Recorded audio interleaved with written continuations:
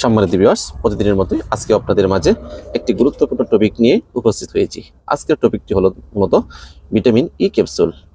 এই vitamin E কি মূলত আরও দুইটি নামে ডাকা হয়ে থাকে, অ্যান্টিঅক্সিডেন্ট ভিটামিন এবং অপরটি হলো অ্যান্টি এজিং ভিটামিন। প্রথমে অ্যান্টিঅক্সিডেন্ট ভিটামিন। আমাদের শরীরে মূলত তিন ধরনের অ্যান্টিঅক্সিডেন্ট ভিটামিন কাজ করে থাকে, ভিটামিন এ, ভিটামিন সি এবং ভিটামিন ই। দ্বিতীয় নম্বরটি হলো অ্যান্টি এজিং ভিটামিন। এই ভিটামিন ই কে কেন অ্যান্টি এজিং ভিটামিন বলা হয়?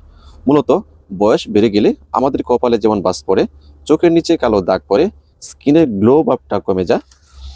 ভিটামিন ই যদি কারো শরীরে কম থাকে তাহলে অল্প বয়সী মনে হয় যে সে বয়স্ক হয়ে গিয়েছে। আর ভিটামিন ই যদি সঠিক পরিমাণে থাকে তাহলে সহজে এই লক্ষণগুলো দেখা যাবে না। এর জন্য ভিটামিন ই কে অ্যান্টি এজিং ভিটামিন বলা হয়। সম্মানিত ভিউয়ার্স, আমাদের মানবদেহে প্রতিদিন 15 গ্রাম ভিটামিন ই এর প্রয়োজন হয়ে থাকে। ভিটামিন ই অবশ্যই খাওয়ার পরে খেতে হবে।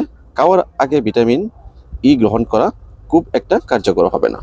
ডাক্তারদের পরামর্শ অনুযায়ী আপনার শরীরে ভিটামিন ই এর ঘাটতি আছে কিনা সেটা জেনে নেবেন এবং সেই অনুযায়ী আপনি ভিটামিন ই গ্রহণ করবেন।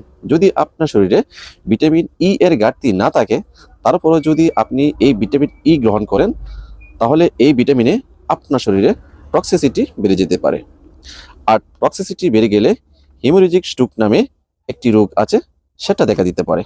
সম্মানিত ভিউয়ার্স, মনে রাখবেন, আপনি যদি ইকোস্পিন, ক্লোপিডোগ্রেল, অরফিরন অথবা রক্ত পাতলা করার মতো কোনো ওষুধ খেয়ে থাকেন তাহলে সেই ওষুধগুলোর সাথে ভিটামিন ই ক্যাপসুল খেতে পারবেন না। কারণ এই ওষুধগুলোর সাথে যদি ভিটামিন ই ক্যাপসুল গ্রহণ করেন তাহলে আপনার স্ট্রোক হতে পারে এবং সেই সাথে অনেক জটিল সমস্যাও দেখা দিতে পারে। তো সম্মানিত ভিউয়ার্স, এই ছিল আজকের টপিক। আশা করি সবাই ভালো থাকবেন। ধন্যবাদ।